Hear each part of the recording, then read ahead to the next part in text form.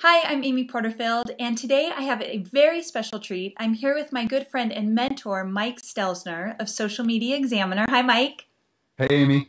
If you don't know Mike already, he is, among many other things, the founder of Social Media Examiner, which is an online magazine for businesses to learn everything they need to know about social media. So he has how-to articles, expert interviews, just some really great content. So I'm going to let him tell you a little bit about who he is, but this interview specifically is about his book, Launch, and I always get the tagline wrong. So how to quickly propel your business beyond the competition. And so the reason why I asked Mike to be on this interview today is because so much of this book is exactly the questions that I get asked so many times from people trying to navigate through online marketing, social media marketing, and traditional marketing in general. So you'll be surprised that the book's not necessarily about social media marketing, but I'll get to that as well. But Mike, just thank you so much for being here. And I thought maybe you could tell people a little bit about who you are, what you're about, and also, how Social Media Examiner got started, because so much of the book is based on some of that success. Well, Amy, thanks for having me. I'm just another small business owner, not unlike yourself or anybody else out there who's just struggling to survive in this crazy world that we live in. I'm fortunate to have a website that's popular, but it didn't start out that way. And thank you for asking about how it started. In the beginning, it was really just another blog. And in reality, when I first had the idea, it came to me while I was driving, and I was fortunate enough to be able to land the domain name socialmediaexaminer.com. Who could imagine that wasn't snagged? And I was sitting down to dinner with Mari Smith, a friend of mine and a friend of yours, who wrote a book on Facebook marketing, and Denise Wakeman from the Blog Squad. And I said, "What do you guys think about starting a blog on social media?" And they said they weren't super hip on the idea. But then I found out that I was going to be speaking at Blog World, and they were too. And I said, let's do this. And the beginning of the whole thing was really about me reaching out to experts, because I didn't know squat about social media. I was a nobody from nowhere. I knew that in order for Social Media Examiner, or any other business for that matter, to be successful, it was about partnering with people that had access to an audience that I cared about. And in the beginning, it was Jason Falls, Mari Smith, Denise Wakeman, and Chris Garrett, and they were absolutely essential. And once I had them on board, lots of other people wanted to be part of this really exciting movement, including yourself. Yes, I was very lucky to come in at the very early stages of that and get to see some of the behind the scenes building the foundation really of all of this. So I definitely learned a lot. So thanks for that. I could go on and on about that, but I won't steal the show here because you have a lot of good stuff I want you to get to. Now, so Mike and I got to work together. He allowed me to be a part of his team and work on some of his summits and his Facebook page. And that's why I see you, Mike, as a mentor, because you taught me so much from my days of leaving Tony Robbins. To back up a little bit, I know Mike because Mike wrote a paper for Tony Robbins, a white paper, and we built a relationship. And when I told Mike I wanted to go out on my own, he actually hired me to do some work for Social Media Examiner. So that's how this all started, our relationship started, and it was incredibly invaluable for me. But the reason why when you told me you were going to write a book, I thought it was a book about social media and how to use social media to build your business. That's not really what this book is about per se. So will you tell us what Launch is all about? Yeah, well, as you alluded to, Amy, I used to write white papers, and I was pretty well known in the space, in the world of white papers, as one of the main guys. And I had built a very successful business, so I had wondered whether or not I could apply the very same tactics to a new marketplace, in this case, social media. And the tactics are timeless. The tactics have really very little to do with the technology of the day. So the premise of Launch is for everybody out there who is a small business marketer or owner that's frustrated with the undelivered promise of marketing. They get so excited about all these marketers telling them, if you just do this, this, and this, you'll be successful. If they're frustrated with that and they want to know a new way, I wrote this book. And this book is really all about delivering value to people. And I talk about how half your mission can be accomplished if you give people what they want. And at their core, everybody wants access to great information. They want access to great people, and they want recognition. And content is the way that you can do that because as a human being, we have limited amount of time. But with content, content is highly scalable. It can work in our absence and it can be something that can draw people to us. So I coined a phrase called the elevation principle in the book, which I can talk about if you want, Amy. Please. Um, Basically, if you think about your business as a rocket ship, content is the fuel for the rocket. People consume the content, moving your rocket ship forward. So the formula is very simple. Great content plus other people minus marketing messages equal growth. Great content are things like how-to articles, interviews with experts, kind of like what we're doing right now. Other people have to do with finding experts that your audience is interested in, tapping their brain, and sharing some nuggets. It's almost like you become the David Letterman of your industry, right?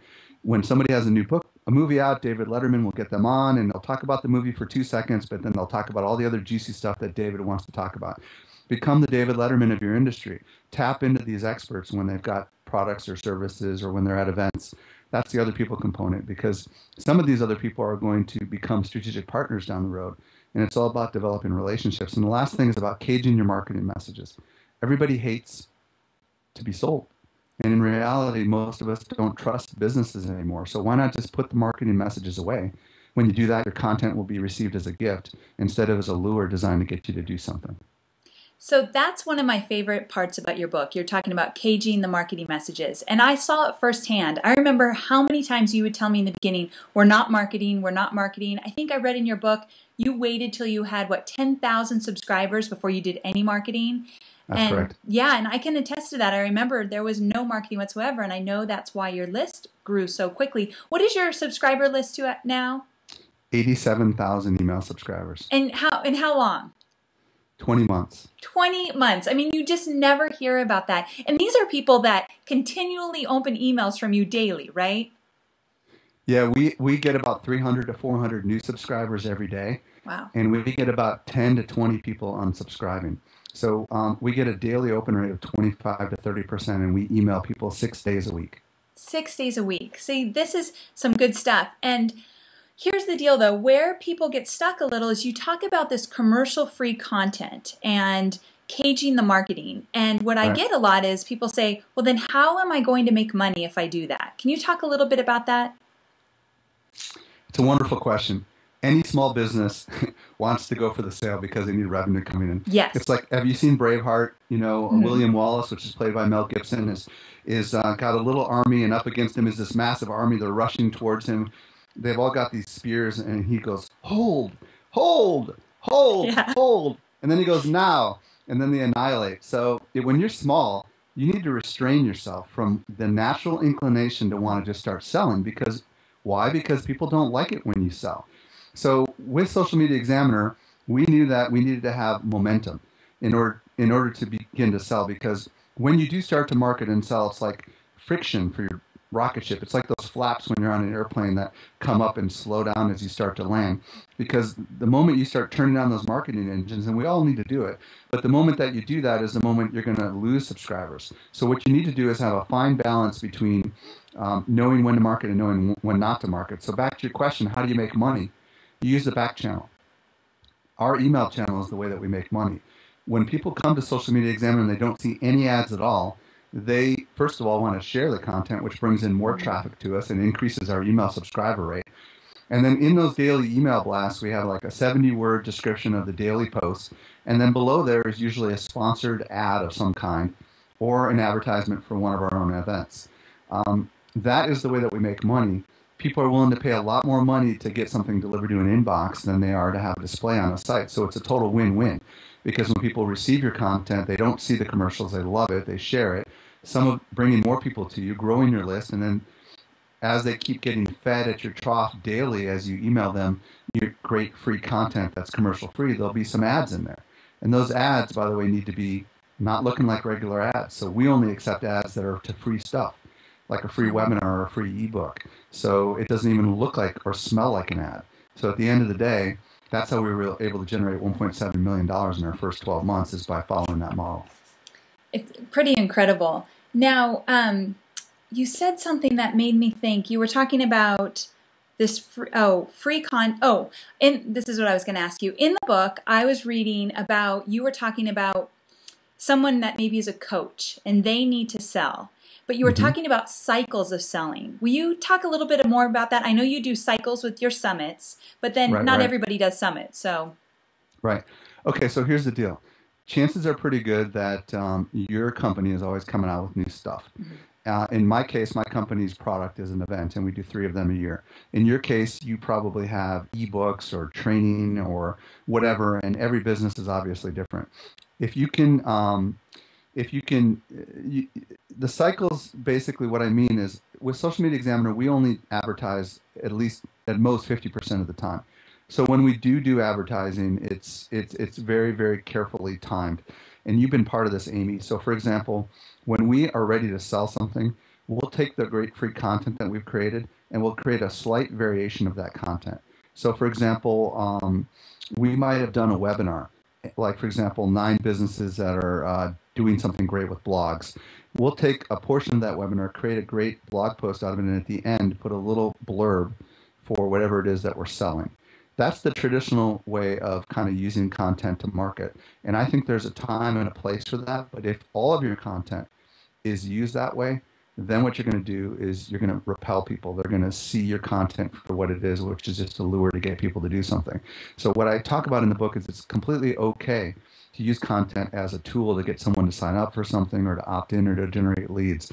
But if all of your content is that way, you're not going to grow as quickly as you could. So you need to kind of cycle it. Maybe half on, half off. Makes sense. I like what you said. I'm just kind of looking at your book right now, and you said that there's 2 kinds of fuel, and fuel being content. The primary, and then what was the other one? The nuclear. Nuclear. Will you talk about those 2 types of content? Primary fuel is like gas for your car. It has about a 72-hour shelf life, and then you have to fill up again, so to speak. This is things like blog posts, like how-to articles, interviews with experts, reviews, success stories. Ideally, you're producing one of these every single day, but you can produce one every couple days and still be fine, and that gives your business forward momentum. Nuclear fuel is something that you use when you need a boost. So for example, if you're just starting or if you're about to launch something new, one example of this would be a contest. So for example, we do a top 10 social media blogs contest every year where we get judges like Scott Monty from Ford Motor Company, and we ask people to nominate their favorite blogs, and we go through this multiple process, and at the end of the day, the top 10 winners are announced, and they get little badges that they can put on their website. Creates a lot of exposure, gets people linking back to us. Reports are another example that are based on survey. We do a big industry report every year. We survey thousands of people. We give this report away for free. We've been written up in the Wall Street Journal and Fast Company and Forbes.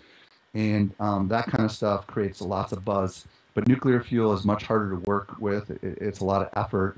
It should be used less frequently. That's why maybe you only use it once or twice a year. Oh, I see. Okay, that makes sense now. I really love that concept, though. I want to switch gears just a little bit and talk about your Facebook page. Now, this is where, when I call you a mentor, where I learned a lot about my Facebook marketing in general, because what we did on that Facebook page starting out was pretty amazing that I haven't seen anywhere else. And I just want you to talk about a little bit about the mindset behind how you use Facebook and in the whole grand scheme of your online marketing in general. The mission with Facebook was to develop a community where people could get their questions answered about anything related to social media. Once again, it's another form of giving back. You know, we're giving instead of writing an article, we're giving access to experts. And you were one of those experts. I was one of those experts. Cindy King was one of those experts. The idea was to make it so that everybody who posted any question on our wall got answered within a couple of hours. Now we have, 48,000 Facebook fans on our wall, and people go on there to get any questions answered. We use it to break news. Like, for example, we just broke the news recently about Facebook and Skype on our wall.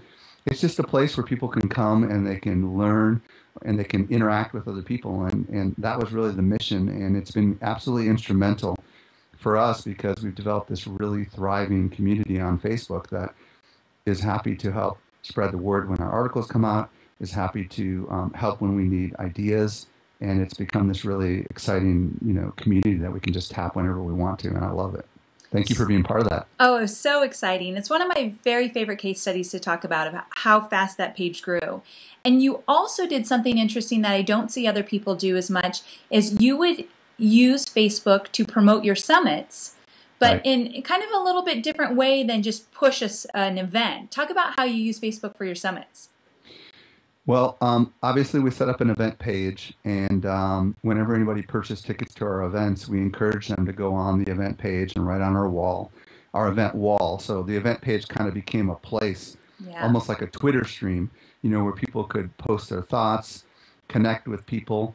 The other thing that we did on our Facebook wall is obviously cross promote all of our content and our contests.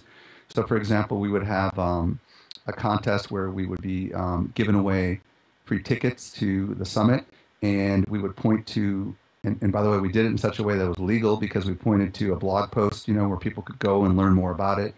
We would also invite experts on the wall, which was very successful with our Facebook Fridays, where the presenters at the event would come on the wall on a Friday for an hour and answer people's questions for free about whatever the topic of the day was. And these were all little fun things that we did that were encouraging people to become part of this exciting thing. And of course, we would announce whenever we hit a milestone, like 1,000 people just signed up for Facebook Success Summit. Wow, now it's 1,500. And people would write, I got my ticket, I'm loving it, I'm so excited. So it just was a fun way. But it wasn't the sole purpose of the wall. It was just like an augmented side thing, The main purpose of the wall was to talk about great content from us or from other people, and then occasionally talk about our events, and we never really overpitched. That's the thing. I think every time you promote something, it feels like you're giving content commercial free for sure, even though at the same time you're selling tickets. We would post things on the page to tell people about someone's session that was coming up, and it was all just pure content, and here's a link if you want to get involved. But Right. there was always that free content first, and I think that's such a huge lesson for people to learn. And definitely it's in your book for sure. I just have to kind of brag on you a little bit. I have the book in front of me, but my favorite thing about this book is you give endless examples, case study after case study. I mean, that's your specialty, definitely. But if anyone hasn't picked up the book, he shows examples, literally images of exactly how he did it, step by step, how you could do it too.